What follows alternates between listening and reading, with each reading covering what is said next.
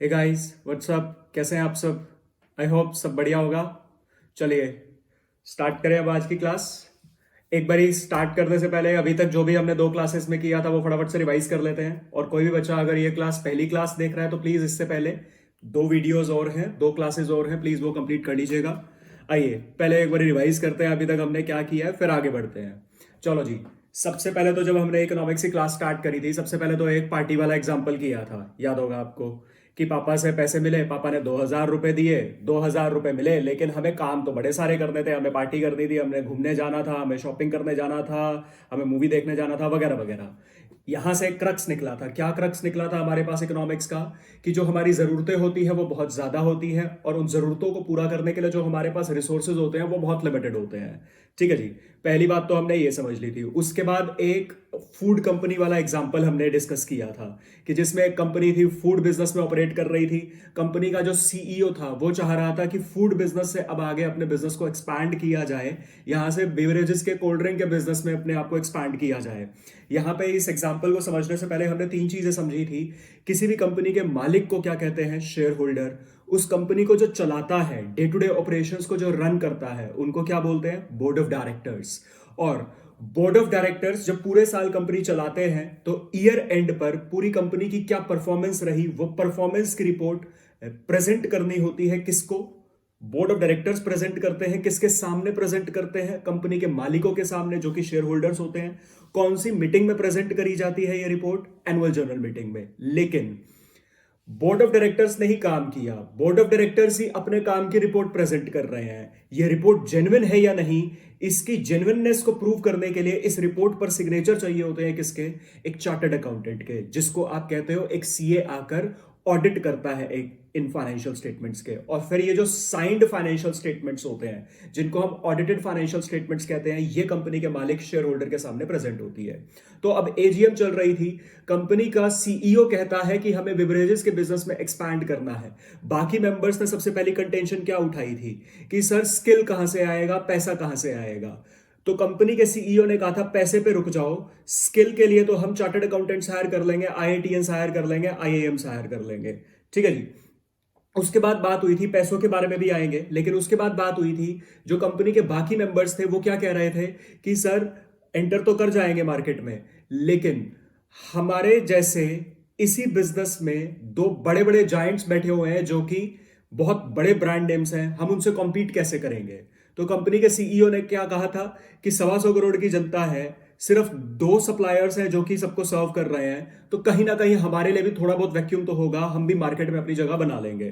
तो उसके बाद ये सुनने के बाद बाकी मेंबर्स ने फिर क्या सवाल उठाया था कि सर हमसे पहले भी किसी ने ऐसा करने की सोची थी, पहले भी किसी ने सोचा था कि हम भी मार्केट में अपना करियर बनाएंगे, इस मार्केट में बिजनेस चलाएंगे, लेकिन बुरे तरीके से फेल हो गए थे वो लोग, तो कहीं हम भी फेल ना हो जाएं। तो कंपनी का सीईओ कहता देखो ऐसा है, हमें करना तो है ही है। तो अब कंपनी के बाकी डायरेक्टर्स ने क्या कहा था? सर ठीक है कर लो, लेकिन ये बताओ आप पैसा कहां से लाओगे? तो कंपनी के सीईओ ने क्या कहा था कि फूड बिजनेस से जो हमने प्रॉफिट कमाया है, उसी प्रॉफिट के पैसे को हम सॉफ्ट ड्रिंक के बिजनेस में अपने बिजनेस को एक्सपैंड करने के लिए लगा देंगे। तो कंपनी के बाकी डायरेक्टर्स ने क्या कहा था कि सर एक्सपैंड करना है बिल्कुल करिए, खुशी से करिए, लेकिन एग्जिस्टिंग बिजनेस का पैसा एक नए बिजनेस को एक्सपैंड करने के लिए मत लगाइए, क्योंकि अगर गलती से नया बिजनेस डूब गया तो वो एग्जिस्टिंग बिजनेस के पैसे को भी लेकर डूब जाएगा, जिस वजह से एग्जिस्टिंग बिजनेस भी डूब जाएगा। तो ऐसा मत करिए। तो कंपनी के सीईओ ने फिर क्या कहा था? ठीक है, पैसा एक स्कार्स रिसोर्स है हमारा, इसको ढंग से यूटिलाइज करते हैं। जितना भी प्रॉफिट फूड बिजनेस का है, उसमें से कुछ प्रॉफिट फूड के बिजनेस के पास ही रिटेन कर देते हैं, कि फूड बिजनेस को आगे चलाने के लिए पैसों की रिक्वायरमेंट पूरी होती रहे। बाकी जो बचा पैसा है वो नए बिजनेस को एक्सपैंड करने के लिए यूज कर लेते हैं। जैसे हमने एग्जांपल लिया था कि भाई साहब 50 करोड़ रुपए का प्रॉफिट आया था फूड बिजनेस से, 50 करोड़ रुपए के प्रॉफिट में से 20 करोड़ रुपए का प्रॉफिट तो फूड बिजनेस के पास रिटेन कर दिया था, कि फूड बिजनेस को आगे रन करने के लिए जो भी रिक्वायरमेंट होगी वो इस 20 करोड़ रुपए में से पूरी हो जाएगी। बाकी का 30 करोड़ रुपए पे एक तरह से हम अपनी किस्मत आजमा लेते हैं सॉफ्ट ड्रिंक बिजनेस में एक्सपैंड करने के लिए। ठीक है जी। आई होप आपको ये एग्जांपल रिवाइज हो गया होगा। अच्छा, उसके बाद फिर हमने डेफिनेशन स्टार्ट करी थी इकोनॉमिक्स की। इकोनॉमिक्स की डेफिनेशंस में हमारे पास चार डेफिनेशंस आती है, याद करवाइए। सबसे पहले तो फैमिली मेंबर्स थे इसमें, कुछ पप्पा थे, एक मम्मी थी, एक बेटा था और एक भगवान जी थे। अच्छा, सबसे पहले पप्पा का नाम क्या था? यहाँ पे बोलेंगे मेरे साथ साथ। पप्पा का नाम क्या था? Adam Smith. बेटे का नाम क्या था? Alfred Marshall. मम्मी का नाम क्या था? Lionel Robins. भगवान का नाम क्या था? पॉल सिम्युल्सन। अच्छा, पापा हमेशा किस चीज की बात करते हैं? पैसा पैसा पैसा पैसा। तो पापा क्या बात कर रहे थे? वेल्थ। बच्चा हमेशा किस चीज की बात करता है? मेरा भला करो, पैसे पैसे कमाओ मत, मेरे ऊपर खर्च भी करो। तो बच्चा किस चीज की बात कर रहा था? सन किस चीज की बात कर रहा था? वेलफेयर की। मम्मी क्या कह रही है? घर में आज इस चीज की कमी है, घर में आज इस चीज की कमी है। तो मम्मी क्या कह रही थी? स्कार्सिटी। उसके बाद भगवान जी क्या कह रहे थे? इन सबको बाउंड करके रखे हुए थे भगवान जी। क्या कह रहे थे भगवान जी?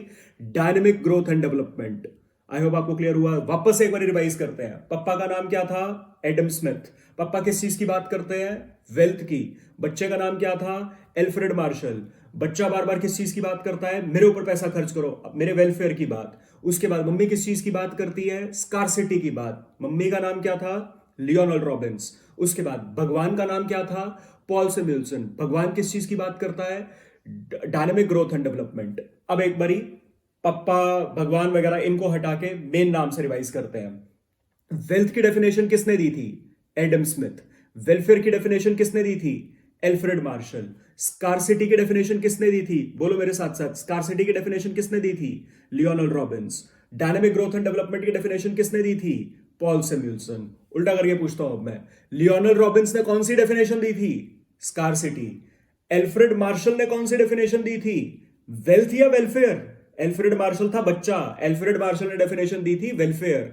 पॉल सैमुअल्सन ने कौन सी डेफिनेशन दी थी? पॉल सैमुअल्सन थे भगवान जी, भगवान जी ने कौन सी डेफिनेशन दी थी?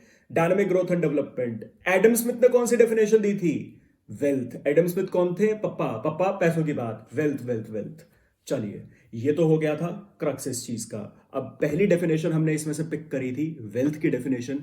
किसने दी थी वेल्थ की डेफिनेशन? एडम स्मिथ ने।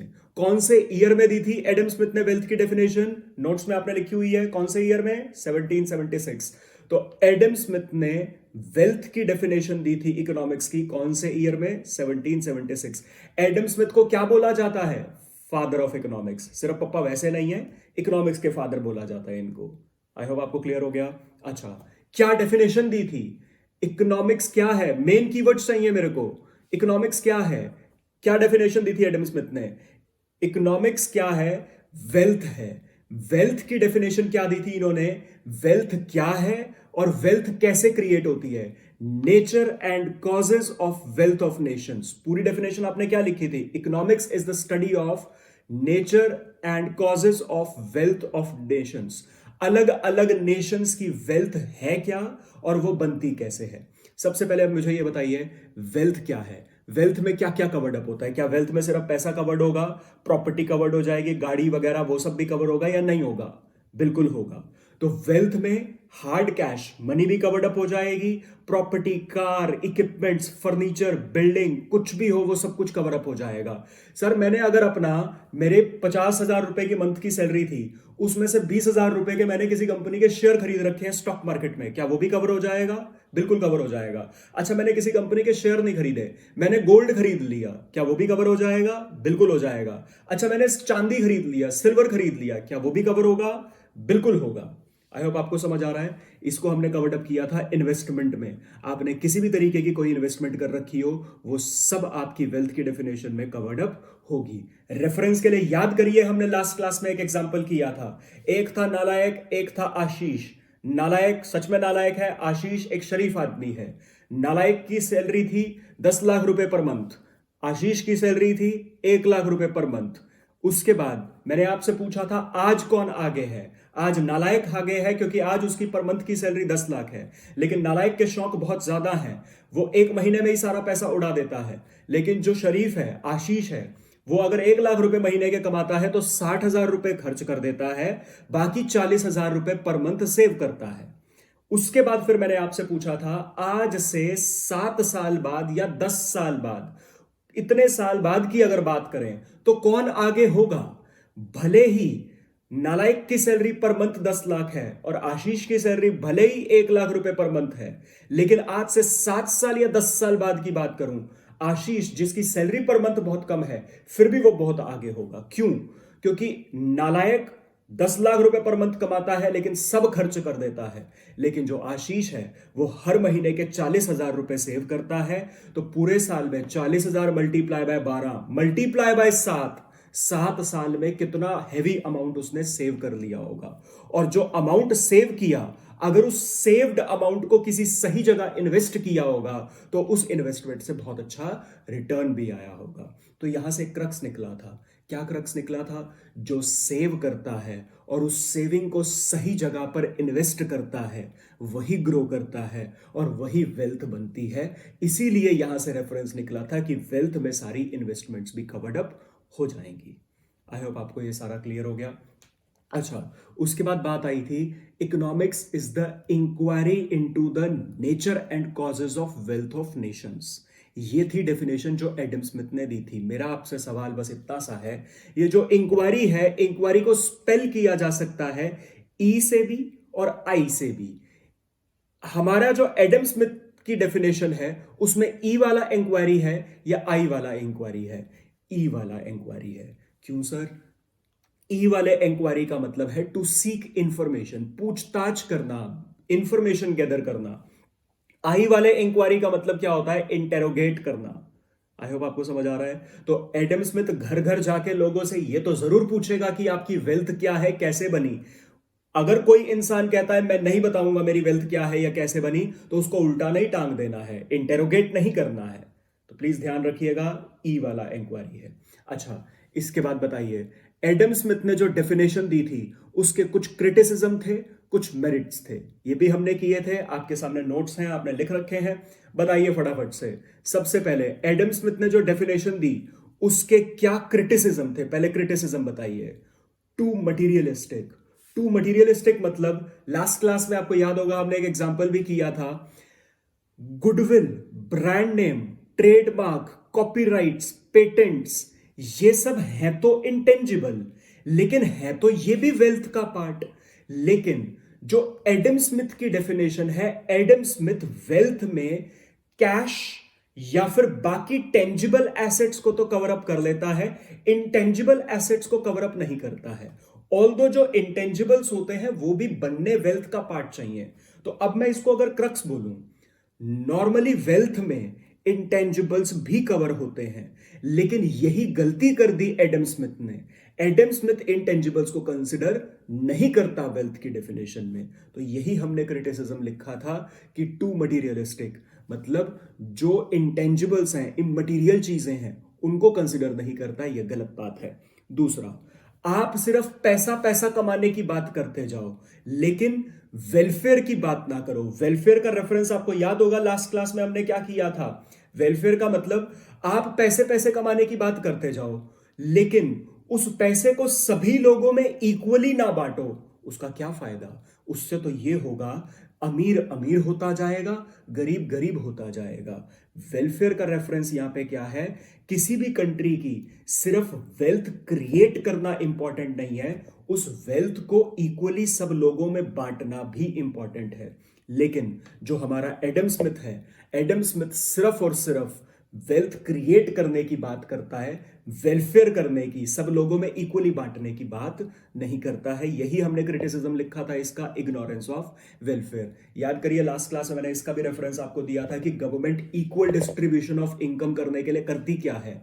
याद करिए, उसमें आपको बताया था मैंने, जो अमीर होते हैं, जो रिच होते हैं, उन पे प्रोग्रेसिव टैक्स लगाया जाता है, मतलब ज्यादा रेट पर टैक्स लगाया जाता है। और जो गरीब लोग होते हैं उन पे टैक्स या तो लगाया ही नहीं जाता या बहुत कम रेट पर लगाया जाता है। और अमीरों पर जो टैक्स ज्यादा लगाया, अमीरों पर ज्यादा टैक्स लगा के वो पैसा सरकार ने ले लिया, सरकार वही पैसा गरीबों में एज अ सब्सिडी बांट देती है। तो एक तरह से सरकार क्या कर रही है? इंटरमीडियरी का काम कर रही है।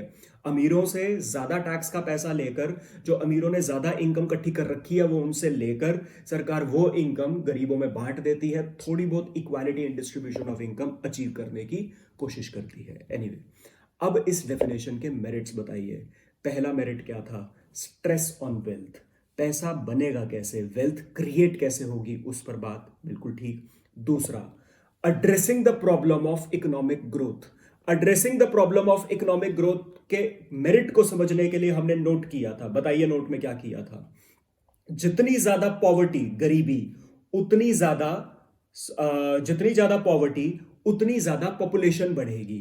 जितने ज्यादा गरीब लोग होंगे उनके मन में एक मेंटालिटी होती है कि घर में कमाने के हाथ जितने ज्यादा उतनी ही ज्यादा पैसे आएंगे, तो इसलिए वहां पे फैमिली साइज बड़ा होता है। ये रेफरेंस हमने किया था।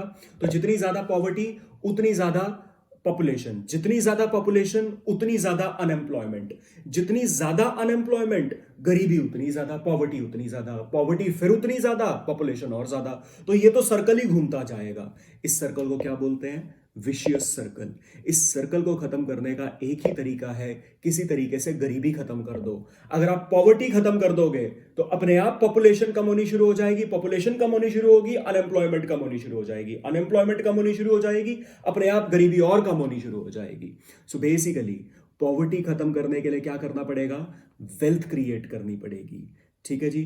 तो पॉवर्टी खत्म करने के लिए क्या करना पड़ेगा? वेल्थ क्रिएट करना पड़ेगा। अब मेरा आपसे सवाल है, एडम स्मिथ कहता है वेल्थ क्रिएट कर दो तो पॉवर्टी खत्म हो जाएगी, पॉवर्टी खत्म हो जाएगी तो पॉपुलेशन कम हो जाएगी, पॉपुलेशन कम हो जाएगी तो अनएम्प्लॉयमेंट कम हो जाएगी, और ये सर्कल फिर पॉजिटिविटी के लिए शुरू हो जाएगा और इकोनॉमिक ग्रोथ की प्रॉब्लम सॉर्टेड हो जाएगी। मुझे बस इतना बताइए, वेल्थ क्रिएट करने से पॉवर्टी बिल्कुल एलिमिनेट हो जाएगी या टू अ ग्रेटर एक्सटेंट कम हो जाएगी? तो आंसर है टू अ ग्रेटर एक्सटेंट कम होगी, एलिमिनेट नहीं हो सकती। लास्ट मेरिट हमने यहां पे किया था attention to important economic issues. Attention to economic issues में हम क्या कहना चाहते हैं? प्रोडक्शन होगी, गुड्स बनेंगे, डिस्ट्रीब्यूट होंगे तो ही वेल्थ का एक्सचेंज होगा। मैंने गुड्स बनाए, आपको बेचे, तो मैंने गुड्स आपको दिए, आप मेरे को उसके बदले पैसे दे देंगे, एक्सचेंज ऑफ वेल्थ हो जाएगा। आई होप आपको समझ आ गया, ये सभी को क्लियर हो गया। चलिए अब आगे स्टार्ट करते हैं। आज आइए डेफिनेशन से स्टार्ट करेंगे।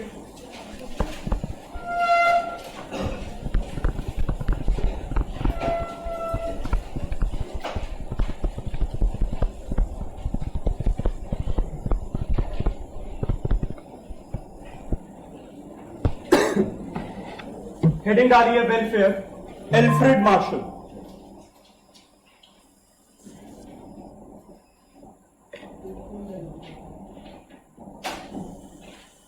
याद हो रहा है आपको ये साथ साथ?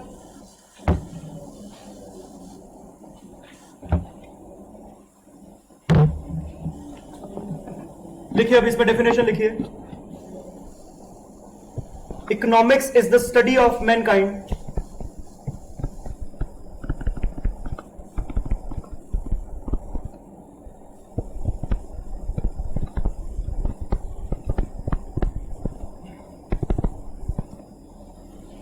in the ordinary business of life.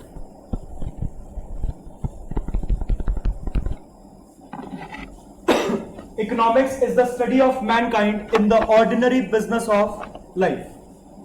लिख लिया इतना? अब बेसिकली यहां पे बात क्या करी जा रही है? पहले तो अगर मैं इस डेफिनेशन का बेसिक मीनिंग पे जाऊं, इकोनॉमिक्स मैनकाइंड की स्टडी है। मैनकाइंड मतलब एक इंसान अपने बेनिफिट्स के हिसाब से जब सोचता है तो अपनी ऑर्डिनरी बिजनेस ऑफ लाइफ में क्या डिसीजन लेता है। दोबारा रिपीट करता हूं, एक इंसान जब अपने वेलफेयर के हिसाब से सोचता है तो अपनी नॉर्मली लाइफ में किस तरीके के डिसीजंस लेता है। समझ आ रहा है आपको ये? अब ऑर्डिनरी बिजनेस ऑफ लाइफ क्या है? ऑर्डिनरी बिजनेस ऑफ लाइफ का मतलब है आप अपनी पूरी जिंदगी में मेन क्या काम करते हैं? आप अपनी पूरी जिंदगी में मेन दो ही काम करते हैं और बाकी सारे काम उसके अंदर आ जाते हैं। या तो पैसा कमाते हैं या पैसे को खर्च करते हैं।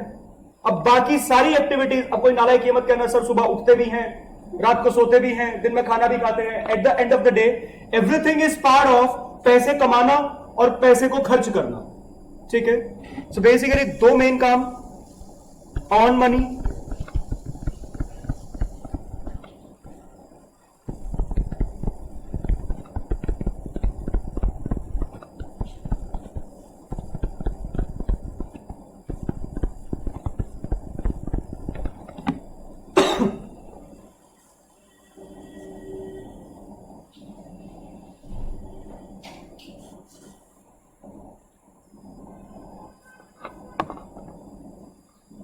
लिख लिया? सो बेसिकली यहां पे हम बात क्या कर रहे हैं, एक इंसान की स्टडी है, हर एक इंडिविजुअल की स्टडी है कि किस तरीके से अपने ऑर्डिनरी बिजनेस ऑफ लाइफ जिसमें आप पैसा कमाते हैं और उस पैसे को आप अपने स्कार्स रिसोर्सेज पर खर्च करते हैं, किस तरीके से आप ये काम करेंगे। क्योंकि जो आपके रिसोर्सेज हैं वो क्या है, जो आपने पैसा कमाया है। ठीक है, कभी भी किसी के पास भी पैसा बहुत ज्यादा नहीं होता, जिसके पास ज्यादा होता है उसको भी लगता है ये तो बहुत कम है, जिसके पास कम होता है उसको तो लगता ही है बहुत कम है। क्योंकि जिसके पास जो 50,000 रुपए महीने के कमाता है वो कहता है मैं ये गाड़ी नहीं खरीद पा रहा, जो 1,00,000 रुपए महीने कमाता है उसके पास वो पिछली वाली गाड़ी तो होती है लेकिन वो कहता है अब मैं ये वाली गाड़ी नहीं खरीद पा रहा, जो 1 करोड़ रुपए महीना कमाता है वो कहता है मैं फेरारी नहीं खरीद पा रहा। समझ आ रहा है आपको ये? तो जरूरतें बढ़ती जाती हैं, तो अर्न मनी जो पैसा आप कमाते हैं वो स्कार्स है, और उस पैसे को अपने स्कार्स रिसोर्सेज पे किस तरीके से आप यूटिलाइज करेंगे। समझ आ गया आपको ये? अब जो ये स्कार्स रिसोर्सेज में जो भी ये बातें हैं, इसमें सिंपल वही एग्जांपल आपका फिट बैठेगा जो वो पार्टी वाला एग्जांपल किया था। जो आपके पास रिसोर्सेज थे 2,000 रुपए थे, लेकिन आपने अपने फायदे के लिए उसको किस तरीके से खर्च किया था, मूवी देखने गए थे, शॉपिंग करने गए थे, व्हाटएवर। समझ आ गया आपको ये? सो बेसिक सी लाइन थी ये। तो इसके बाद लिखिए इसमें, it studies that part of an individual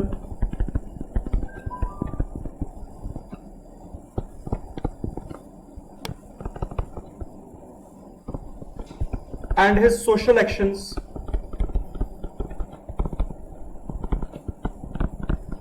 that are most closely connected. It studies that part of an individual and his social actions that are most closely connected and with the use of material requisite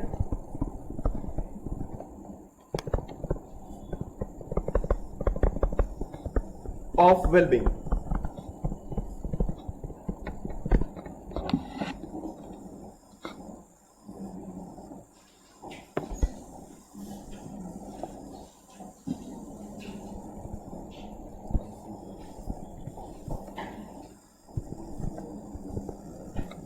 ये इसमें कुछ keywords हैं, इनको underline कर लीजिए। Social actions, most closely connected, और ये material requisite. लिख लिया? चलो, अब यहां पे हम करने क्या जा रहे हैं, बेसिकली एक सिंपल सी बात समझो। हर एक इंडिविजुअल जब एक सोसाइटी में जाता है तो वो अलग इंसान बन जाता है कहीं ना कहीं, और जब वो अकेला होता है, अपने घर पे बैठा होता है, तो वो एक अलग इंसान होता है। अब मैं आपसे कहूं, आप क्या घर पे भी इसी तरीके से बैठते होंगे? मतलब ही नहीं। ठीक है, अब जैसे सनी का एग्जांपल लें, अगर अब सनी बोलेगा हर क्लास में मेरे को पकड़ोगे, कोई बात नहीं। अब जैसे सनी का एग्जांपल लें, सनी बाहर रेस्टोरेंट में गया और मान लो अपनी किसी फ्रेंड के साथ गया। अब बाहर किसी के सामने जाएगा, सामने कौन है? फ्रेंड है जो कि एक लड़की है। ठीक है, अब उसके सामने जब खाना खाएगा, हाथ से तो खाएगा ही नहीं, चाहे वो चॉपस्टिक्स वगैरह जो होती हैं, फोक होता है, स्पून होता है, चॉपस्टिक से ना भी खाना है, वैसे आता होगा इसको तो मेरे को पता नहीं, ना भी खाना है लेकिन उससे खाने की कोशिश जरूर करेगा। ठीक है, ताकि एक इंप्रेशन क्रिएट हो। तो वो है इसके सोशल एक्शंस। लेकिन घर पे आ जाए, चाउमीन को फोक से भी नहीं खाएंगे, हाथ से। एनीवे, मजाक कर रहा हूं। यहां पे मैं बताना क्या चाह रहा हूं, एक इंडिविजुअल की जब हम बात करते हैं तो उसके जब खुद से वो अपने घर पे अपने आइसोलेटेड प्लेस पे बैठा होता है, उसके एक्शंस डिफरेंट होते हैं, और जब वो सोसाइटी में जाके एक्ट करता है उसके एक्शंस बिल्कुल डिफरेंट हो जाते हैं। समझ आ गया? अब चाहे वो आपकी उसकी ईटिंग हैबिट्स को बात कर लो, चाहे उसके बिहेवियर एस्पेक्ट्स को बात कर लो, चाहे उसके क्लोथिंग पैटर्न को बात कर लो, किसी भी चीज की बात कर लो। समझ आ रहा है आपको ये? सो बेसिकली यहां पे हम एक इंसान की जब बात करते हैं डेफिनेशन पॉइंट ऑफ व्यू से, इकोनॉमिक्स के पॉइंट ऑफ व्यू से, तो हम कहते हैं कोई इंडिविजुअल अपने स्कार्स रिसोर्सेज को सोसाइटी में किस तरीके से प्रेजेंट करता है। मेरे पास अगर 10,000 रुपए हैं, मैं उन 10,000 रुपयों को सोसाइटी में किस तरीके से प्रेजेंट करता हूं। इसको पैसों को प्रेजेंट करने की बात नहीं कर रहा कि सबको दिखाता फिरूंगा 10,000 रुपए 10,000 रुपए। मैं बात कर रहा हूं 10,000 रुपयों को मैं किस तरीके से यूटिलाइज करता हूं, उसकी जगह क्या एसेट लाता हूं जिससे मेरे को लगेगा, देखो सोसाइटी मेरे को कहेगी कि कितना अच्छा इंसान है। समझ आ रहा है आपको ये? अब जितने भी ये मोबाइल फोन्स वगैरह हैं, at the end of the day 10,000 का 15,000 का जो मोबाइल फोन होता है, वो भी जो बेसिक फंक्शन है मोबाइल का, वो तो पूरा वो भी करता है। मेल्स खुल जाती हैं, व्हाट्सएप चल जाता है, फोन कॉल्स हो जाती हैं। आईफोन 1 लाख रुपए का 80,000 का जो एक्स है, वो भी वही फंक्शन पूरा कर रहा है। लेकिन कोई इंसान एक्स लेके घूमता है और उसमें उसको यह जरूर होता है वो एप्पल का निशान जरूर दिखे, ठीक है। At the end of the day वो क्यों चाह रहा है? क्योंकि उसको है ठीक है मेरा इससे सोशल स्टेटस बन जाएगा। समझ पा रहे हो आप ये? तो किस तरीके से आप अपने स्कार्स रिसोर्सेज को किन किन चीजों पे यूटिलाइज करते हो ताकि पता चले कि आपके सोशल एक्शंस क्या हैं, और उससे आपको लगता है मेरा भला हो रहा है, मेरा वेलफेयर हो रहा है, उस चीज की स्टडी है इकोनॉमिक्स। ये बताया है एल्फ्रेड मार्शल ने। सबको क्लियर हो गई है डेफिनेशन? सो बेसिकली 3 कीवर्ड्स हैं यहां पे। Studies that part of an individual and his social actions. एक इंडिविजुअल अपने सोशल एक्शंस किस तरीके से डिसाइड करता है, that are most closely connected. Most closely connected में बेसिकली वो कहना क्या चाह रहे हैं, उसका वेलफेयर किस चीज में है। समझ आ रहा है आपको ये? उसका वेलफेयर किस चीज में है। मोस्ट क्लोजली कनेक्टेड यहां पे ये वर्ड इसलिए दिया गया क्योंकि हर इंसान का वेलफेयर अलग अलग हो सकता है। हो सकता है किसी को बड़े मोबाइल फोन से अच्छा लगता हो, किसी को छोटे मोबाइल फोन से अच्छा लगता हो। तो वेलफेयर सबके लिए अलग अलग चीज हो सकती है, ये एक यूनिवर्सल कॉन्सेप्ट नहीं है। आई होप आपको ये समझ आ रहा है? तो बेसिकली यहां पे यही कह रहे हैं, हर एक इंडिविजुअल के लिए क्या चीज मोस्ट क्लोजली कनेक्टेड है जिससे उसको लगता है कि उसका वेलफेयर हो जाएगा। और उसके बाद लास्ट में हमने लिखा मटेरियल रिक्विजिट। इस वेलफेयर को पूरा करने के लिए क्या आपको मटेरियल रिक्विजिट चाहिए। बेसिकली यहां पे बात करी जा रही है क्या रिसोर्सेज चाहिए। समझ आ रहा है आपको? और ये रिसोर्सेज क्या हैं? स्कार्स हैं और इनके ऑल्टरनेट यूजेस हैं।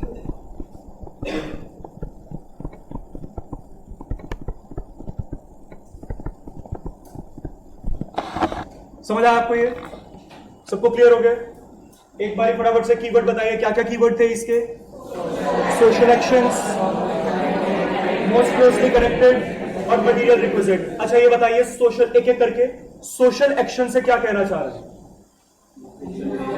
कि आप सोसाइटी में किस तरीके से जाके एक्ट करते हैं। मोस्ट क्लोजली कनेक्टेड से क्या कहना चाह रहे हैं, किस चीज में आपको लगता है कि आपका वेलफेयर हो जाएगा, और वो वेलफेयर पूरा करने के लिए आपको क्या चाहिए, मटेरियल रिक्विजिट्स चाहिए, जो कि रिसोर्सेज हैं, जो कि स्कार्स हैं। सो बेसिकली क्रक्स क्या है, आप अपनी मटेरियल रिक्विजिट्स, रिसोर्सेज को जो कि स्कार्स हैं, किस तरीके से यूटिलाइज करते हैं कि आपका वेलफेयर हो जाए।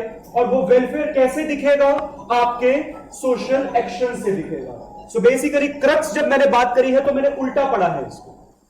समझ आ रहा है आपको? एक बार दोबारा, आप किस तरीके से अपने मटेरियल रिक्विजिट्स जो कि आपके स्कार्स रिसोर्सेज हैं उनको यूटिलाइज करते हैं ताकि आपका वेलफेयर हो जाए, जो कि मोस्ट क्लोजली कनेक्टेड है आपसे। और कैसे पता लगेगा कि आपका वेलफेयर हो गया, आपके सोशल एक्शन से पता चलेगा। सभी को क्लियर हुए? अब अगेन जैसे हमने एडम स्मिथ की डेफिनेशन के लिए किया था, इसके भी कुछ क्रिटिसिज्म आएंगे और कुछ मेरिट्स आएंगे। अब वो करते हैं।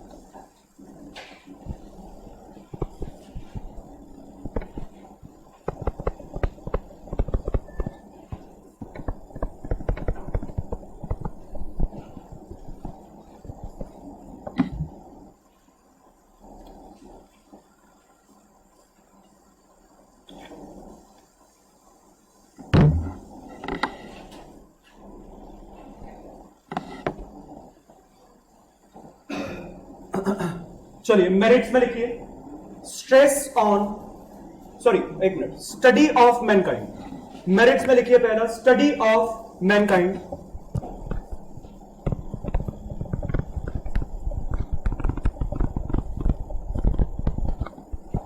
नेक्स्ट लिखिए, study of man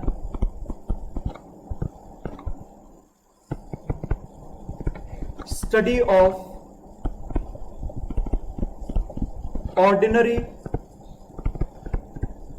business of life।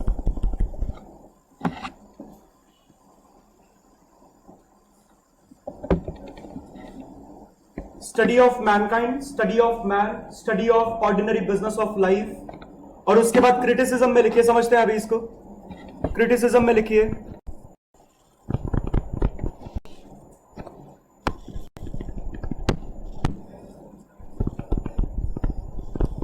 Ignore इममटीरियल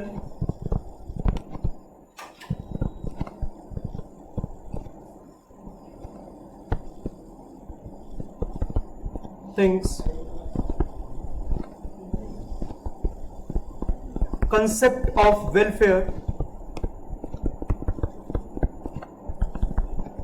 is too vague. Concept of welfare is too vague. VAGU. लिख लिया? अब सबसे पहले तो क्रिटिसिज्म्स की बात करते हैं। पहला हमने लिखा है इग्नोर इममटीरियल थिंग्स। बेसिकली हमने एडम स्मिथ की डेफिनेशन करी थी, उसमें भी हमने क्रिटिसिज्म में एक ये पॉइंट लिखा था कि एडम स्मिथ ने इंटैंजिबल इममटीरियल चीजों को इग्नोर कर दिया। अच्छा, यहां पे जो ये वर्ड है इममटीरियल, वैसे यहां पे वर्ड आना चाहिए इंटैंजिबल, लेकिन इंटैंजिबल वर्ड मैं अपनी मर्जी से तो नहीं लिखवा सकता। जो वर्ड आपके एमसीक्यू में आ सकता है मुझे वो वर्ड लिखवाना पड़ेगा, ठीक है। इममटीरियल का मतलब ये भी निकल सकता है कि ये चीज ज्यादा काम की नहीं है। समझ पा रहे हो आप? जब हम कहते हैं ना ये चीज ज्यादा काम की नहीं है, इंपॉर्टेंट नहीं है, तो हम कहते थे इममटीरियल चीज है। लेकिन यहां पे ये वाला मतलब नहीं है इममटीरियल का। यहां पे इममटीरियल का मतलब है जिसको आप छू नहीं सकते, मटीरियलिस्टिक चीज नहीं है। इममटीरियल मतलब यहां पे इंटेंजिबल ही है। समझ पा रहे हो आप ये? सो बेसिकली इंटेंजिबल वर्ड आना चाहिए, मैं नहीं लिखवा सकता क्योंकि एमसीक्यू में आपसे ये वर्ड पूछा जा सकता है, ठीक है। तो आप अपनी रेफरेंस के लिए यहां पे लिख लीजिए मार्क करके कि यहां पे हम कहना चाह रहे हैं इंटेंजिबल ही।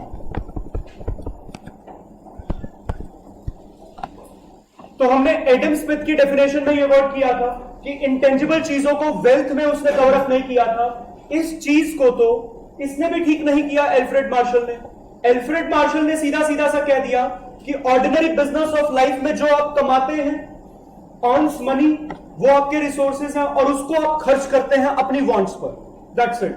उसने ये नहीं कहा कि जब इतने साल तक मैं जिंदा रहूंगा, पैसा कमाऊंगा, बिजनेस कुछ भी करूंगा, तो कुछ इज्जत भी कमाऊंगा, गुडविल भी कमाऊंगा, वो भी मेरा एक तरह से एसेट है। उस चीज को इसने भी ठीक नहीं किया, तो ये भी इसका एक क्रिटिसिज्म बन गया, बिल्कुल वैसे जैसे एडम स्मिथ का की डेफिनेशन का क्रिटिसिज्म था। इसमें तो कोई दिक्कत नहीं है। सेकेंड पॉइंट हमने यहां पे लिखा है concept of welfare is two way. ये हमने क्यों लिखा है concept of welfare is two way? Basically simple सी बात है, वेलफेयर एक यूनिवर्सल कॉन्सेप्ट नहीं है। आप कह दो ये चीज हो जाएगी तो सबका भला हो जाएगा, ऐसा नहीं कह सकते। अब छोटे छोटे 2-3 एग्जांपल। कोई शराबी है, अब उसको शराब बहुत पसंद है, वो शराब पी, मजा आ गया, अब उसको लग रहा है उसका बहुत भला हो रहा है। लेकिन कोई इंसान है जो बिल्कुल नहीं पीता है, अब उसको अगर पिला दोगे वो पागल से ही हो जाएगा कि क्या कर दिया ये। समझ पा रहे हो आप ये? इसी तरीके से कोई स्मोकर है, जो स्मोकर है वो जो स्मोक कर रहा है उसको लग रहा है मजा आ रहा है, बहुत मजा आ रहा है, जिंदगी बन रही है इससे, तो मेरी वेलफेयर हो रहा है। लेकिन सामने जो पैसिव स्मोकिंग जिसको करनी पड़ रही है, समझ पा रहे हैं आप ये, उसका तो नुकसान है। तो यहां पे यही हम कहना चाह रहे हैं, concept of welfare is two वे का मतलब एक इंसान के लिए जो चीज अच्छी हो सकती है जरूरी नहीं है वो सबके लिए होगी, किसी और के लिए वो बुरी भी हो सकती है। समझ आ गया? इसीलिए यहां पे उसने लिखा था that are most closely connected, मतलब हर एक इंडिविजुअल टू इंडिविजुअल जो मोस्ट क्लोजली कनेक्टेड होगी उसके हिसाब से हमें सोचना है। तो ये हो गए इसके 2 क्रिटिसिज्म। ये भी इग्नोर करता है इंटेंजिबल्स को और concept of welfare is two वे। उसके बाद बात करते हैं मेरिट्स। बेसिकली ये जो मेरिट्स हैं ये डेफिनेशन में से ही निकले हैं। स्टडी ऑफ मैनकाइंड मतलब एक इंसान अब social actions, basically study of Mankind में कहना क्या चाह रहे हैं, हर एक इंडिविजुअल के सोशल एक्शंस क्या होते हैं, सोसाइटी में वो किस तरीके से एक्ट करता है। स्टडी ऑफ मैन का मतलब क्या है, हर एक इंडिविजुअल की क्या जरूरतें हैं, वांट्स। समझ आ रहा है आपको ये? तो स्टडी ऑफ मैनकाइंड में एक तरह से हम बिहेवियर की बात कर रहे हैं कि आप सोसाइटी में जाके किस तरीके का बिहेव करते हैं। स्टडी ऑफ मैन में हम क्या कह रहे हैं कि आपकी जरूरतें क्या हैं, जो सोसाइटी में जाके आपको परफॉर्म करना है, आपको बिहेव करना है, उसके लिए आपकी क्या जरूरतें हैं, वो हम इस पॉइंट पे बात कर रहे हैं स्टडी ऑफ मैन में। और study of ordinary business of life मैं आपको बता चुका हूं पहले कि ऑल्दो हम इसमें करते क्या है, पैसा कमाते हैं और उसको अपने वेलफेयर पे, अपने सोशल एक्शंस के लिए खर्च करते हैं। आई होप ये सारी डेफिनेशन क्लियर हो गई आपको। आइए एक बार फटाफट से पूरा रिवाइज करते हैं। ये तो हमने डेफिनेशन करी है, वेलफेयर की डेफिनेशन किसने दी, एल्फ्रेड मार्शल ने।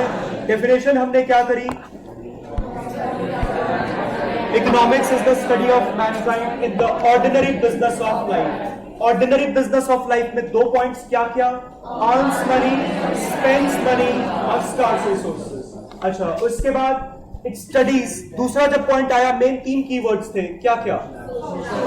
Social actions, most closely connected, material requisites. Basically इस डेफिनेशन में क्या कहना चाह रहे हैं? ये एक उस चीज को स्टडी करता है कि एक इंडिविजुअल अपने सोशल एक्शंस क्या रखेगा, उसके लिए उसको क्या मटेरियल रिक्विजिट्स चाहिए, बेसिकली रिसोर्सेज चाहिए, जो कि उसके मोस्ट क्लोजली कनेक्टेड है, मतलब जिससे उसका वेलफेयर हो पाए। समझ आ गया आपको ये? फिर क्रिटिसिज्म्स और मेरिट्स करें। मेरिट्स बताइए, 3 मेरिट्स करें। Study of Mankind, study of man, और उसके बाद हमने क्रिटिसिज्म करे, 2 क्रिटिसिज्म करे, इग्नोर। चलिए, समझ आ गया ये सबको? अब थर्ड डेफिनेशन करते हैं इसके बाद।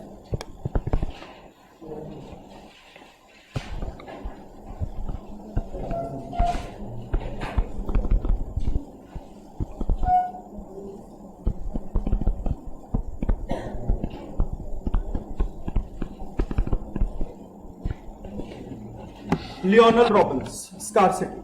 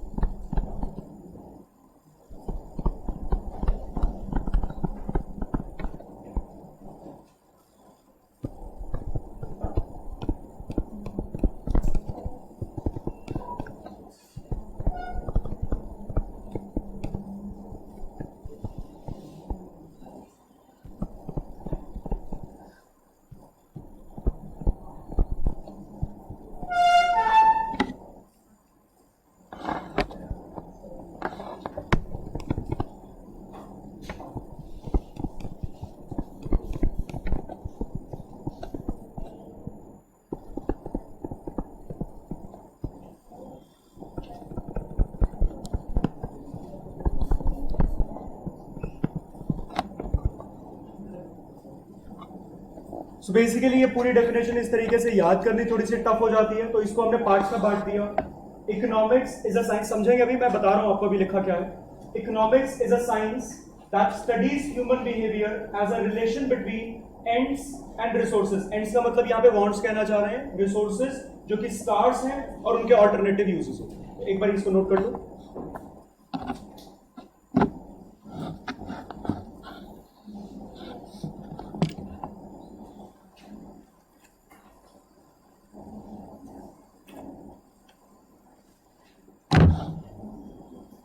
हो गया नोट? कर लो पहले।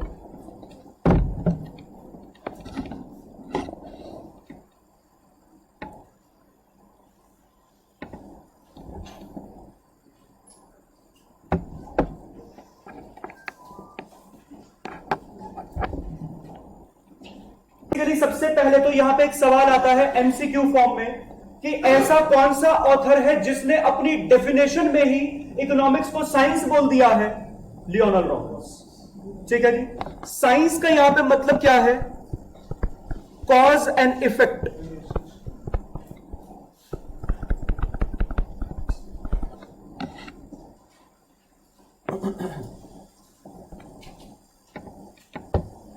लिख लिया? बेसिकली अब ये डेफिनेशन क्या बोल रही है? इकोनॉमिक्स और कुछ नहीं है, कॉज एंड इफेक्ट को स्टडी करना है कि ऐसा होगा तो उसका क्या इंपैक्ट होगा, ऐसा होगा तो उसका क्या इंपैक्ट होगा। कुछ एग्जांपल्स जो ऑलरेडी आपने किए हुए हैं चैप्टर्स, उनकी बात मैं करता हूं। आपने चैप्टर किया हुआ है डिमांड सप्लाई। इसमें मैं डिमांड की अगर बात करूं तो आप क्या पढ़ते हैं? बेसिक कॉन्सेप्ट, प्राइस बढ़ेगा तो डिमांड कम होगी, प्राइस कम होगा तो डिमांड बढ़ेगी। अल्टीमेटली आप इसमें क्या पढ़ रहे हैं? Cause and effect. कॉज क्या है? प्राइस का बढ़ना। उसका इफेक्ट क्या है? डिमांड का गिरना। कॉज क्या है? प्राइस का गिरना। उसका इफेक्ट क्या है? डिमांड का बढ़ना। समझ आ रहा है आपको? ये आपने मोनोपोली पढ़ रखा है, बेसिक मीनिंग पता है मोनोपोली का क्या? कि जब आप सिंगल सेलर हैं, ऐसा प्रोडक्ट बेच रहे हैं जो और कोई नहीं बेच सकता, तो कॉज क्या है? आप ही एक सेलर हैं। उसका इफेक्ट क्या है? प्राइसेस आर टू हाई, क्योंकि आप ही अपने आप में एक सेलर हैं। आई होप आपको समझ आ रहा है। तो यहां पे एग्जांपल में लिखिए इसके नीचे,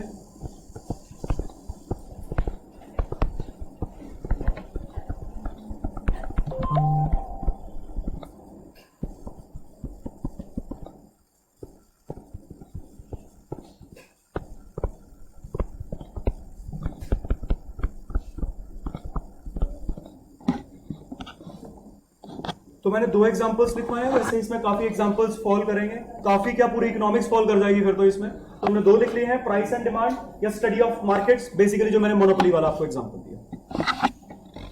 समझ आ गया यहां तक? सो बेसिकली पहले हमें पहला ये वर्ड तो समझ आ गया, इकोनॉमिक्स इज अ साइंस। क्यों कहना चाह रहे हैं साइंस? क्योंकि पूरी इकोनॉमिक्स में हम कॉज एंड इफेक्ट रिलेशनशिप पढ़ते हैं। उसके बाद ये एक ऐसी साइंस है, ऐसा कॉज एंड इफेक्ट है जो कि एक ह्यूमन बिहेवियर को स्टडी करता है। क्या ह्यूमन बिहेवियर? मैं इसका बेसिक एग्जांपल आपको दूं, ये डेफिनेशन कहती है, लियोनार्ड रॉबिन कहता है, हम एक इंडिविजुअल को एक ऐसे सिनेरियो में डालेंगे जिसके अंदर उसको कुछ रिसोर्सेज देंगे और उन रिसोर्सेज के कई सारे यूज उसको बता देंगे, और फिर देखेंगे कि वो उन रिसोर्सेज को कैसे कैसे कैसे कैसे यूटिलाइज करता है। जैसे एक सिंपल सी बात, मैंने क्लास स्टार्ट करने से पहले ही जो आपको एग्जांपल दिया था पार्टी वाला, उसमें अल्टीमेटली मैंने क्या किया? एक इंडिविजुअल आपको एक सिनेरियो के अंदर डाला। क्या सिनेरियो के अंदर डाला? कि आपको दिए पापा ने 2000 रुपए, ये है आपके रिसोर्सेस, ठीक है? और उसके बाद इन रिसोर्सेस का यूज करने के लिए जो आपकी जरूरतें थी वो हमने क्या क्या रखी? पार्टी करनी है, मूवी देखने जाना है, वगैरह वगैरह। तो हमने एक इंडिविजुअल को एक सिनेरियो के अंदर डाला जिसमें उसको लिमिटेड रिसोर्सेज दिए और उनकी बहुत सारी यूसेज उसको बताई। अब हम देखना चाह रहे हैं उसका बिहेवियर क्या होगा। बिहेवियर का मतलब किस तरीके से वो अपनी जरूरतों को प्रायोरिटाइज करेगा। मतलब क्लियर हुआ आपको? ये डेफिनेशन का मतलब सबको क्लियर हो गया? अब बेसिकली जैसे यहां पे एग्जांपल आएगा, सुनिए एक बारी। जैसे आपने एग्जांपल दिया, मिल्क का एग्जांपल दिया, अब डायरेक्टली भी कंज्यूम हो सकता है। एक स्वीट मैन्युफैक्चरर, एक हलवाई, वो उस मिल्क को अपनी डिफरेंट स्वीट्स में भी यूटिलाइज कर सकता है उसको। तो काफी सारे यूजेस हैं। अब आप इसमें से कौन सा यूज करते हैं जिसमें आपको सबसे ज्यादा बेनिफिट हो रहा होगा, आप वही यूज उसका चूज करेंगे। समझ आ रहा है? अच्छा, एक बात बताओ, एक एमसीक्यू आया, ये बात मैंने क्यों करी है? एक एमसीक्यू के पॉइंट ऑफ व्यू से करी है। लास्ट अटेम्प्ट में एक एमसीक्यू आया, मैं आपसे पूछता हूं, क्या लियोनार्ड रॉबिन्स वैसे तो बात करता है स्कार्सिटी की, कीवर्ड दिया गया है इसकी डेफिनेशन का, स्कार्सिटी, कि रिसोर्सेज स्कार्स है, किस तरीके से आप उसको यूज करेंगे। लेकिन क्या इनडायरेक्टली लियोनार्ड रॉबिन्स भी वेलफेयर की बात कर रहा है? हाँ या ना? क्वेश्चन समझ में आ गया सबको? क्या इनडायरेक्टली? वैसे तो लियोनार्ड रॉबिन्स की डेफिनेशन में कीवर्ड आता है स्कार्सिटी, कि ये रिसोर्सेज की स्कार्सिटी की बात करता है। इस बैकग्राउंड के साथ सवाल है आपके पास, क्या इनडायरेक्टली लियोनार्ड रॉबिन्स भी वेलफेयर की बात कर रहा है? बिल्कुल कर रहा है, क्योंकि यहां पे मैंने आपको क्या कहा, मिल्क के बड़े सारे यूजेस, ऑल्टरनेट यूजेस हैं रिसोर्सेज के। अब आप कौन सा यूज चुनते हैं? आप कौन सा यूज चुनेंगे जो आपके लिए बेस्ट होगा? आप अपने वेलफेयर के अकॉर्डिंग चुनेंगे। वो छोड़िए, ऑल्टरनेट यूजेस की बात को भी छोड़ दो। आपके पास थोड़े से रुपए थे, पार्टी वाला एग्जांपल, 2000 रुपए थे, आपने इतने सारे यूजेस में से 2-3 यूज चुने, कैसे प्रायोरिटाइज किया होगा? आपको लग रहा होगा सबसे ज्यादा सेटिस्फेक्शन इससे मिल सकती है, तो पहले तो ये तो कर ही लेता हूं। समझ आया? So basically at the end of the day आप अपने स्कार्सिटी में भी आप अपने वेलफेयर की तो बात कर रहे हैं। क्लियर हो गया आपको ये? तो इस तरीके से वो बीच में से घुमा फिर आगे क्वेश्चन पूछ सकता है, तो प्लीज याद रखिएगा। इसको याद रखने के लिए एक काम करते हैं, नोट भी लिख लेते हैं।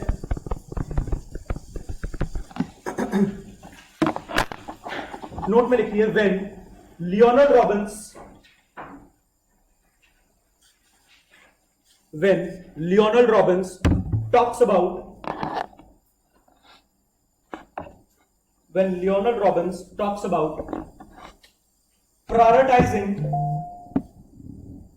talks about prioritizing the scarce resources when Leonard Robbins talks about prioritizing the scarce resources, comma, it indirectly talks about the welfare. It indirectly talks about the welfare. और इसको अंडरलाइन कर लेना, it indirectly talks about the welfare.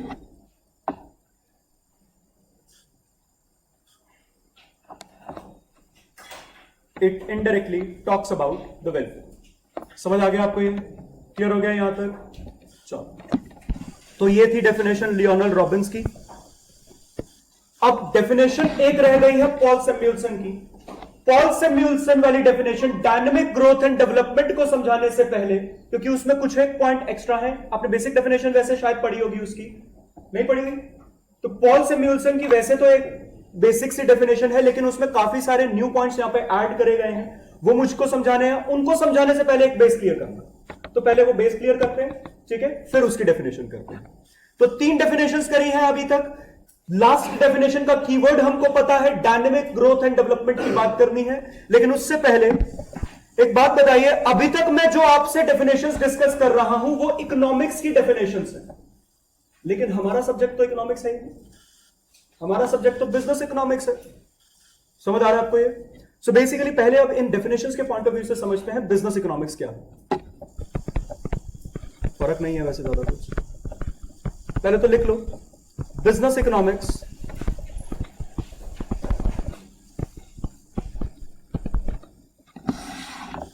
इसे continuation में लिखना. Heading लिख लिया आपने बिजनेस इकोनॉमिक्स. अब इसके आगे लिखिए, it is the use of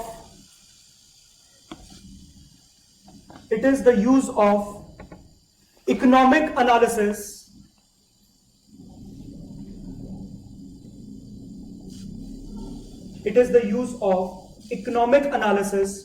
to take business decisions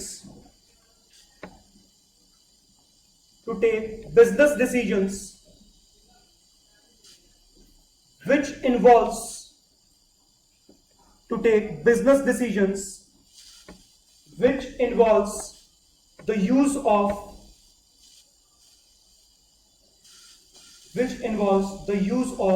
organization's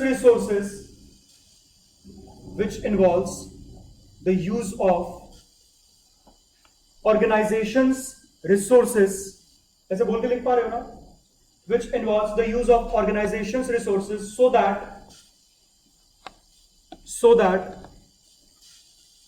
advantage to an organization is maximum.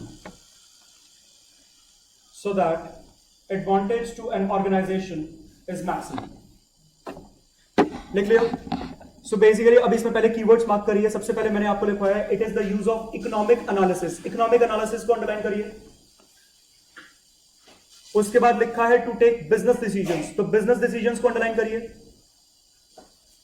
उसके बाद लिखा है which involves the use of organisations resources. Organisations resources को अंडरलाइन करिए. और लास्ट मैक्सिमम एडवांटेज को अंडरलाइन कर लीजिए. एडवांटेज इज मैक्सिमम जो लिखा है, एडवांटेज को अंडरलाइन कर लीजिए. सो बेसिकली बिजनेस इकोनॉमिक्स क्या है? जो भी आप इकोनॉमिक्स में सीखते हैं उस इकोनॉमिक्स के एनालिसिस को यूज करना और उन एनालिसिस को यूज करके अपने बिजनेसेस के डिसीजंस लेना. कौन से बिजनेसेस के डिसीजंस लेना? जिसमें हमें सोचना पड़ता है कि हम अपने बिजनेस के रिसोर्सेज को कैसे यूटिलाइज करें और इस तरीके से यूटिलाइज करें कि हमें मैक्सिमम एडवांटेज मिल पाए. दोबारा रिपीट करता हूं, बिजनेस इकोनॉमिक्स का मतलब जो इकोनॉमिक्स में आपने सीखा है, जो वहां से आपने एनालिसिस सीखे हैं, उन एनालिसिस का यूज करना. क्यों यूज करना? ताकि बिजनेस के डिसीजंस ले पाए. कौन से डिसीजंस ले पाए? जिसमें हमने ऑर्गेनाइजेशंस के रिसोर्सेज को यूटिलाइज करना है. ये डिसीजन ले पाए कि कैसे यूटिलाइज करें इन रिसोर्सेज को. समझ आ गया? और इसके पीछे हमारा मेन मोटिव क्या होगा? ताकि हमें मैक्सिमम एडवांटेज मिल पाए. एग्जाम्पल के लिए वही एग्जाम्पल जो बेस हमने बनाया था, फूड इंडस्ट्री वाला जो मैंने आपको एग्जाम्पल दिया था. एट द एंड सीईओ क्या कह रहा था कि ठीक है, आपको दिक्कत है, सारे पैसे एक जगह पे ना लगाएं, तो एक काम करते हैं, 20 करोड़ रुपए का प्रॉफिट है, 5 करोड़ रुपए का प्रॉफिट अलग निकाल दो. याद आ रहा है सबको? 15 करोड़ रुपए के प्रॉफिट को यूटिलाइज करते हैं। कहां कहां यूटिलाइज करते हैं? प्रोडक्शन में, मार्केटिंग में, प्राइसिंग में, डिमांड को एनालाइज करने में, इन सब चीजों में यूटिलाइज करते हैं। समझ आ गया? क्लियर हो गया आपको ये? और मान लो, अब जैसे इसमें एग्जांपल करते हैं, मान लो आपका एनालिसिस जो मैंने बीएमडब्ल्यू वाला एग्जांपल दिया था वो इसी से कनेक्टेड दिया था। अब बीएमडब्ल्यू के पास रिसोर्सेज, ऑल्दो स्टार्स होंगे या नहीं होंगे वो अलग बात है, लेकिन बीएमडब्ल्यू के पास जो पैसा था वो पैसा अपना ऐसे ही खर्च नहीं करना चाह रहे थे, तो उन्होंने एक तरीका निकाला। क्या किया? इकोनॉमिक एनालिसिस के यूज करके एक तरीका निकाला कि हम इंडिया की एक मैन्युफैक्चरिंग कंपनी से टाई अप कर लेते हैं, जिससे हमें नई जमीन, नई मशीनें वगैरह ना खरीदनी पड़े। समझ आ रहा है आपको ये? चलो जी, आई होप आपको यहाँ तक समझ आया हो। अब एक बार ही आगे थोड़ी सी डेफिनेशंस वगैरह लिख लेते हैं, एक दो चीज़ें और लिखनी है, ठीक है? आगे समझने का काम फिर नेक्स्ट क्लास में करेंगे, थोड़ा सा लिखते हैं अभी पहले। अच्छा, एक चीज़, एक दो बच्चों ने मेरे को बोला था कि वीडियो में थोड़ा वॉइस की दिक्कत आ रही है, तो नेक्स्ट वीडियो से आई यूज़ अ माइक। अभी मेरा माइक में थोड़ा सा दिक्कत आई हुई है, वो माइक मैं रिपेयर के लिए दिया हुआ है। नेक्स्ट वीडियो से मैं माइक यूज़ कर लूँगा, उसमें फिर आपको ऑडियो में भी कोई इशू नहीं आएगा। थोड़ी बहुत भी जो डिस्टर्बेंस आ रही है बैकग्राउंड में वो नहीं आएगी नेक्स्ट वीडियो से, ठीक है जी? चलिए, नेक्स्ट हेडिंग डालिए।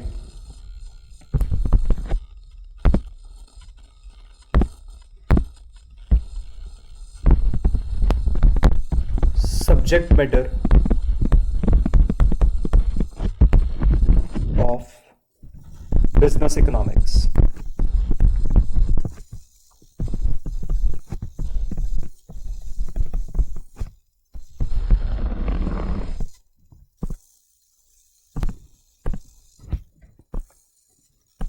लिखिए, इसमें दो पार्ट्स में बांट दीजिए इसको। एक तरफ लिखिए माइक्रो इकोनॉमिक्स,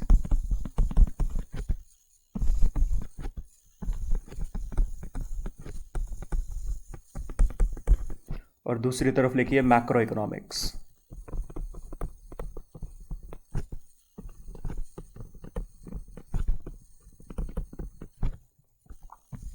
माइक्रो के नीचे MIKRO,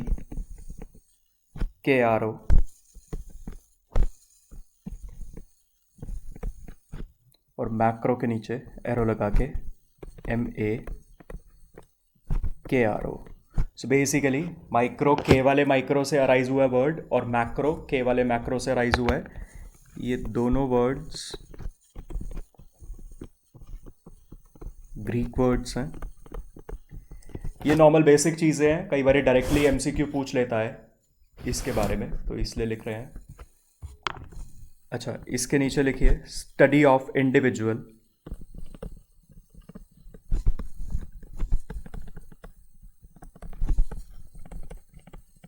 बिल्कुल बेसिक बेसिक बातें हैं, आपको मालूम है ये। वैसे माइक्रो इकोनॉमिक्स एक इंडिविजुअलिटी के हिसाब से हम बात करते हैं, इंडिविजुअल पर्सन या इंडिविजुअल फर्म। माइक्रो इकोनॉमिक्स में aggregate, nation as a whole की बात करते हैं।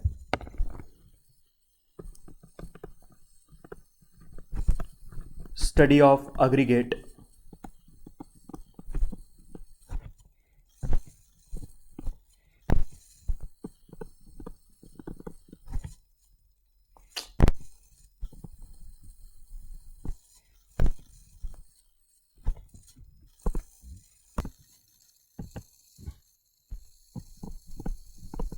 Study of aggregate oblique nation as a whole.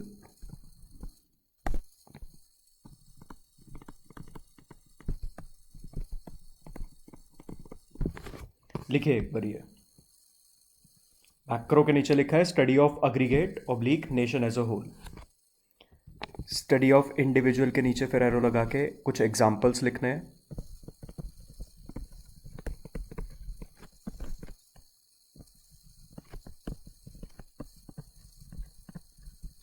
Demand and supply,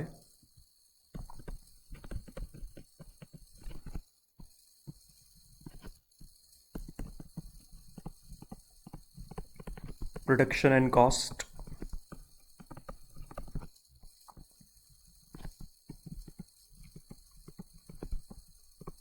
markets, markets पे मैं स्टार लगा देता हूँ क्योंकि मुझे यहाँ पे मालूम है काफ़ी बच्चों के डाउट्स आते हैं। अगर आप में से भी किसी का होगा तो मैं भी डिस्कस करूँगा इसको।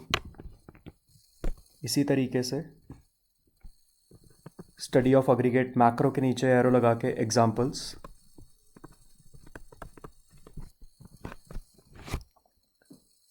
यहाँ तक हो गया सारा, लिख लिया आपने?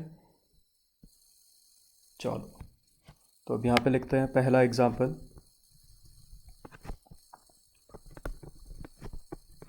मॉनेटरी पॉलिसी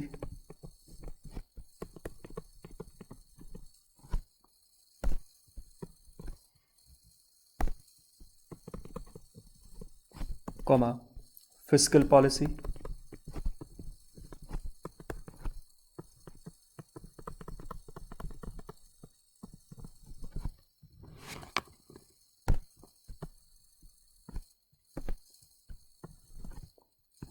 उसके बाद सेकंड एफडीआई, इसके बारे में बात करूंगा मैं अभी। एफडीआई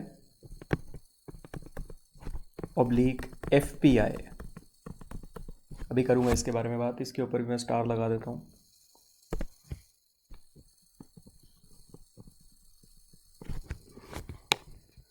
उसके बाद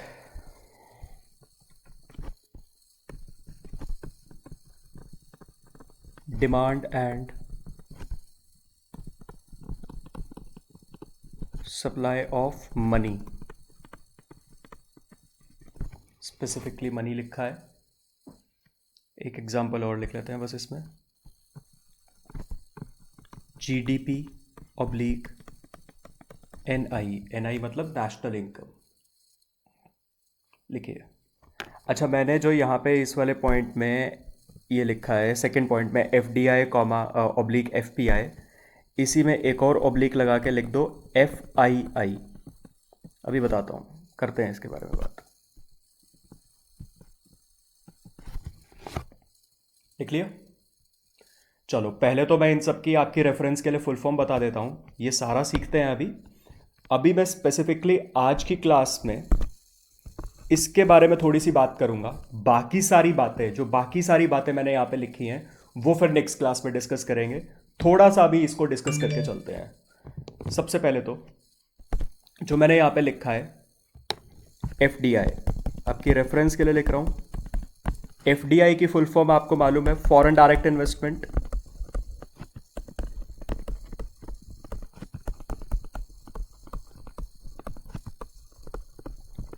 ये तो शायद आपने सुना होगा।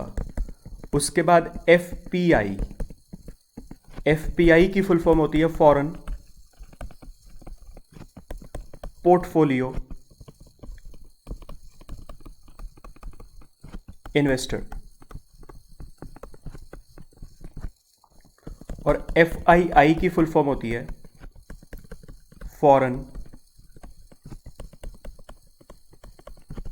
Institutional investor. क्या सर ये तीनों चीजें एक होती हैं? नहीं, तीनों चीजें एक नहीं होती हैं, तीनों में फर्क है। थोड़ा थोड़ा फर्क है, लेकिन फर्क है तीनों में। ठीक है जी, वो सीखना है अभी। ये हो गई आपके इनकी तीनों की फुल फॉर्म। अब मैं यहां पे एक सिंपल सी बात आपसे डिस्कस कर रहा हूं। मैं अभी ना एफडीआई, अच्छा पहले मैं आपकी रेफरेंस के लिए इतना बता देता हूं। एफडीआई एक अलग चीज है बिल्कुल। एफआईआई एफपीआई अलग चीज है। ये दोनों एक ही हैं, ये अलग है। ठीक है जी, तो एफआईआई वर्ड यूज कर लूं या एफपीआई यूज कर लूं, बात एक ही है। एफडीआई अलग बात है। ये सारे यहां पे एग्जाम्पल्स थे मैक्रो इकोनॉमिक्स के। माइक्रो इकोनॉमिक्स के भी कुछ एग्जाम्पल्स लिखे थे। यहां पे भी मार्केट्स वाली बात में दिक्कत आती है, डाउट आता है, मेरे को मालूम है। यहां पे डाउट ये आता है, मैं डाउट भी रेज कर देता हूं। बल्कि मार्केट्स का जैसे ही मैं मार्केट्स को माइक्रो में लिखता हूं ना, तो एक डाउट आता है, सर मार्केट्स में तो हम जैसे परफेक्ट कंपटीशन की बात करते हैं तो हम कहते हैं large number of buyers and sellers. तो मार्केट में तो हम पूरी की पूरी मार्केट की बात कर रहे होते हैं जिसमें बड़े सारे सेलर्स आ जाते हैं। तो ये इंडिविजुअल की पढ़ाई कैसे हो गई? मार्केट में तो सारे सेलर्स की मिलाकर पढ़ाई करते हैं, तो वो तो फिर मैक्रो हो गया। ये एक डाउट आता है, इसके बारे में मेरे को बात करनी है। अभी मैंने कुछ भी ये सब डिस्कस नहीं किया, करना है। मैं सिर्फ यहां पे अभी आपसे FII और FPI डिस्कस करना चाह रहा हूं। मैं सिर्फ इसके बारे में एक बेसिक सी बात करना चाह रहा हूं। अभी FII और FPI और FDI के बीच में डिफरेंस भी क्या है वो भी अभी नहीं डिस्कस कर रहा हूं। अभी सिर्फ FII और FPI होता क्या है वो डिस्कस कर रहा हूं, क्योंकि ये शायद आपने पहली बार सुने होंगे। अब होता क्या है, इंडियन सिटीजन, आप, मैं, अगर हम लोग भारत की स्टॉक मार्केट में पैसा इन्वेस्ट करना चाहें तो हम लोग फ्रीली पैसा इन्वेस्ट कर सकते हैं। बस हमें अपना डीमैट अकाउंट खुलवाना पड़ेगा। ये आप सबने सुना होगा कि अगर स्टॉक मार्केट में पैसा लगाना है, शेयर्स खरीदने हैं किसी कंपनी के, तो डीमैट अकाउंट खुलवाना पड़ता है। मेरे को पैसा लगाना है, मैं इंडियन सिटीजन हूं, आपको पैसा लगाना है, आप इंडियन सिटीजन हो, आप अपना डीमैट अकाउंट खुलवा सकते हो। डीमैट अकाउंट बिल्कुल वैसे ही खुलता है जैसे आपका एक बैंक का अकाउंट खुलता है। वही सारे KYC डॉक्यूमेंट्स लगते हैं, पैन कार्ड वगैरह, आधार कार्ड वगैरह, आपके ID प्रूफ्स वगैरह, वो सारे डॉक्यूमेंट्स लगते हैं और आपका डीमैट अकाउंट खुल जाता है। लेकिन अब मान लो मैं भारत का नागरिक नहीं हूं, मैं इंडियन सिटीजन नहीं हूं, मैं US का सिटीजन हूं, मैं कैनेडियन हूं, या मैं यूरोप का सिटीजन हूं, मतलब फॉरेन कंट्री का सिटीजन हूं। अब मैं फॉरेन कंट्री का सिटीजन होकर भारत की स्टॉक मार्केट में पैसा लगाना चाहता हूं। इंडियन स्टॉक मार्केट में किसी को भी पैसा लगाना, डीमैट अकाउंट खुलवाना पड़ेगा। लेकिन क्योंकि मैं भारत का नागरिक अगर नहीं हूं और फिर मैं भारत में आकर अपना डीमैट अकाउंट खुलवा के इंडिया की स्टॉक मार्केट में पैसा लगाना चाहूं, नहीं लगा सकता। मैं कहना क्या चाह रहा हूं, एक इंडियन सिटीजन है, वो इंडियन स्टॉक मार्केट में फ्रीली पैसा लगा सकता है अपना डीमैट अकाउंट खुलवाकर। लेकिन अगर कोई फॉरेन सिटीजन है, फॉरेनर है, और वो इंडिया की स्टॉक मार्केट में पैसा लगाना चाहता है, उसके लिए अगर वो अपना डीमैट अकाउंट खुलवाना चाहता है, उसका अकाउंट नहीं खुलेगा, वो फ्रीली इंडियन स्टॉक मार्केट में पैसा नहीं लगा सकता। कानून ये कहता है, लॉ ये कहता है कि अगर किसी फॉरेन सिटीजन को भारत की स्टॉक मार्केट में पैसा लगाना है तो उसको पहले FII या FPI का दर्जा लेना पड़ेगा, स्टेटस लेना पड़ेगा। दोबारा रिपीट करता हूं, अगर किसी फॉरेन सिटीजन को इंडियन स्टॉक मार्केट में पैसा लगाना है तो पैसा लगाने से पहले उसको FII का स्टेटस अवेल करना पड़ेगा। अब जो FII का स्टेटस होता है ना, वो कोई इजी बात नहीं है। मैं आपकी रेफरेंस के लिए आपको दो बातें बताता हूं। दो कंडीशंस, बड़ी सारी कंडीशंस होती हैं FII का स्टेटस अवेल करने के लिए, उसमें से मैं दो कंडीशंस आपकी रेफरेंस के लिए अभी बताता हूं। उसके बाद फिर इसकी बैकग्राउंड समझेंगे कि ऐसी कंडीशंस लगाई ही क्यों इंडिया ने। पहली कंडीशन यह कहती है कि अगर कोई फॉरेन सिटीजन इंडिया की स्टॉक मार्केट में पैसा लगाना चाहता है, उसके लिए अगर वो FII का स्टेटस लेना चाहता है तो उसको FII का स्टेटस तभी मिलेगा अगर वो इस बात पे हां करे कि FII अगर भारत की स्टॉक मार्केट में पैसा लगाएगा तो उसकी पर ट्रांजैक्शन की मिनिमम लिमिट 100 करोड़ या उससे ज्यादा होगी। मतलब एक फॉरेन सिटीजन अगर भारत की स्टॉक मार्केट में पैसा लगाना चाहता है तो एक बारी में अगर शेयर खरीदेगा तो वो भी मिनिमम 100 करोड़ रुपए के, और अगर एक बारी में शेयर बेचेगा तो वो भी मिनिमम 100 करोड़ रुपए के होने चाहिए। मतलब एक फॉरेन सिटीजन को FII का दर्जा तभी मिलता है अगर उनकी पर ट्रांजैक्शन 100 करोड़ या उससे ज्यादा की होगी भारत की स्टॉक मार्केट में। अगर कोई छोटा ट्रेडर है, US का कोई सिटीजन कहता है भाई मेरे को तो इंडिया की स्टॉक मार्केट में 1 लाख रुपए के शेयर खरीदने हैं, या 1 लाख रुपए के शेयर खरीद के 2-2.5 लाख रुपए के बेच दूंगा, इतनी ट्रांजैक्शन करनी है, उसको ना तो FII का दर्जा दिया जाएगा, ना ही वो इंडियन स्टॉक मार्केट में पैसा लगा पाएगा। आपको मिनिमम 100 करोड़ रुपए की एक बारी में ट्रांजैक्शन करनी पड़ेगी। समझ आ गया? दूसरी कंडीशन ये है, इंडिया कहता है हम आपको किसको? फॉरेन सिटीजन को, हम आपको भारत की स्टॉक मार्केट में पैसा लगाने की अथॉरिटी तभी देंगे अगर आप ऑलरेडी भारत के अलावा किसी और 7 कंट्रीज में ऑलरेडी पैसा लगा रहे हो। मतलब इंडिया कहता है एक फॉरेन सिटीजन को कि आपको हम इंडिया में पैसा लगाने के लिए FII का दर्जा तभी देंगे अगर इंडिया के अलावा किन्हीं और 7 कंट्रीज की स्टॉक मार्केट में ऑलरेडी आप पैसा लगा रहे हो। मतलब अगर आपको इंडिया के अलावा कोई और 7 कंट्रीज ऑलरेडी अप्रूवल दे चुकी हैं अपनी अपनी कंट्री की स्टॉक मार्केट में पैसा लगाने के लिए, तो हम आपको अपनी कंट्री में भी अप्रूवल दे देंगे। मतलब आपकी मिनिमम 7 कंट्रीज में अपार्ट फ्रॉम इंडिया प्रेजेंस होनी चाहिए, तो आपको इंडियन स्टॉक मार्केट में पैसा लगाने देंगे और आपको एफआईआई का दर्जा देंगे। इस तरीके की और भी कंडीशंस है, मैंने आपकी रेफरेंस के लिए 2 कंडीशंस बताई हैं। बाय द वे, आपको अगर ये लगे कि सर ये तो गलत बात है कि एक ट्रांजैक्शन एक बारी में अगर शेयर बाय करने हैं या एक बारी में अगर शेयर सेल करने हैं, एक ट्रांजैक्शन 100 करोड़ या उससे ज़्यादा क्यों नहीं चाहिए, सर ये तो बहुत ज़्यादा बड़ा अमाउंट नहीं हो गया?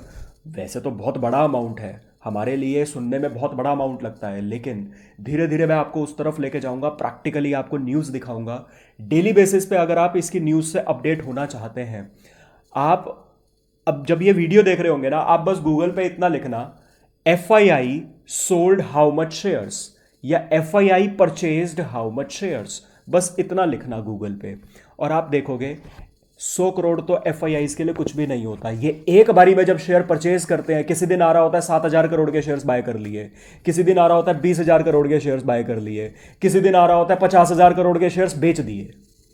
समझ आ रहा है आपको ये? तो इस तरीके से FIIs के लिए 100 करोड़ कुछ भी नहीं होता, ये तो बहुत ही हैवी प्लेयर्स होते हैं। आई होप आपको समझ आया।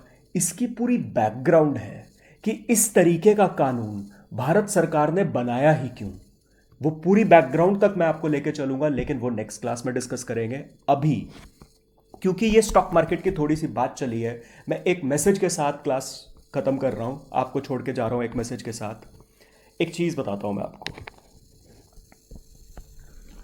ये एक तरह से आपका आज टास्क है। इंडियन स्टॉक मार्केट में किस किस चीज में पैसा लगाया जा सकता है? I repeat, Indian stock market में किस किस चीज में पैसा लगाया जा सकता है? यह बात मैं आपसे क्यों पूछ रहा हूं, क्योंकि अक्सर मैं किसी बच्चे से जो 12th पास करके आया होता है, अभी नॉर्मली पूछते हैं कि भाई क्या बनना चाहते हो, क्या करना चाहते हो। वो कोई कहता है चार्टर्ड अकाउंटेंट बनना है भाई, कोई कहता है भाई CFA का कोर्स करना है, कोई कहता है भाई US का चार्टर्ड अकाउंटेंट बनना है, CPA वगैरह करना है। और कई लोग एक फैंसी नाम उन्होंने सुना होता है कि सर इन्वेस्टमेंट बैंकर बनेंगे, और कई लोग कहते हैं सर ऐसी पढ़ाई करनी है कि US में जाके ना वॉल स्ट्रीट में काम करना है, स्टॉक मार्केट में काम करना है। जैसे मैंने लास्ट क्लास में भी आपसे पूछा था किस किस का इंटरेस्ट है स्टॉक मार्केट में। डेली बेसिस पे इस तरीके की कुछ कुछ बातें डिस्कस करते चलेंगे जो हमारे कोर्स से भी रिलेटेड हो और हमें प्रैक्टिकल मार्केट की थोड़ी सी नॉलेज भी मिलती रहे, ठीक है ना। अब मैं आपसे बात कर रहा था, तो नॉर्मली किसी से बच्चे से ऐसे पूछा जाता है ना, भाई अच्छा ठीक है स्टॉक मार्केट में इंटरेस्ट रखते हो, बाकी चीज़ें छोड़ो तो एटलीस्ट इतना बताओ स्टॉक मार्केट में किस चीज़ में पैसा लगाया जाता है। तो नॉर्मली एक ही जवाब आता है, सर शेयर्स में पैसा लगाया जाता है।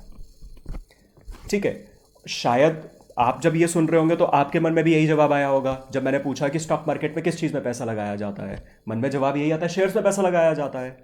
लेकिन इतना मैं आपको बता देता हूं, सिर्फ शेयर्स में पैसा नहीं लगाया जाता। शेयर्स तो एक छोटी सी चीज है जिसमें स्टॉक मार्केट में पैसा लगाया जाता है। स्टॉक मार्केट में और भी कई चीजें आती हैं जिनमें पैसा लगाया जाता है। बस इतना ढूंढ के रखिएगा, इसको नेक्स्ट क्लास में बड़ी डिटेल में डिस्कस करेंगे कि स्टॉक मार्केट में और किस किस चीज में पैसा लगाया जाता है। ठीक है, जैसे जैसे आपको पता चलता जाए वैसे वैसे प्लीज मेरे को मैसेज करके जरूर बताइएगा। ठीक है, चलिए बाकी फिर नेक्स्ट क्लास में करते हैं। आई होप आपको आज की क्लास का सारा समझ आया होगा, और जो भी आपके डाउट्स होंगे वो सारे आप मेरे को व्हाट्सएप पे लिख सकते हैं। अब आई होप आप सबके पास मेरा नंबर होगा और आपका व्हाट्सएप ग्रुप भी अब बन चुका है। ठीक है जी, तो उसमें आप मैसेज कर सकते हैं और मेरे को पर्सनल मैसेज में ज़रूर बताइएगा जैसे जैसे आपको स्टॉक मार्केट का पता चलता जाए किस किस चीज़ में पैसा लगाया जाता है, क्या मतलब होता है उन सब चीज़ों का, वो सब मैं सिखाऊंगा। मैं अभी सिर्फ आपसे इतना जानना चाहता हूँ किस चीज़ में पैसा लगाया जाता है। ठीक है जी, चलो बाय बाय।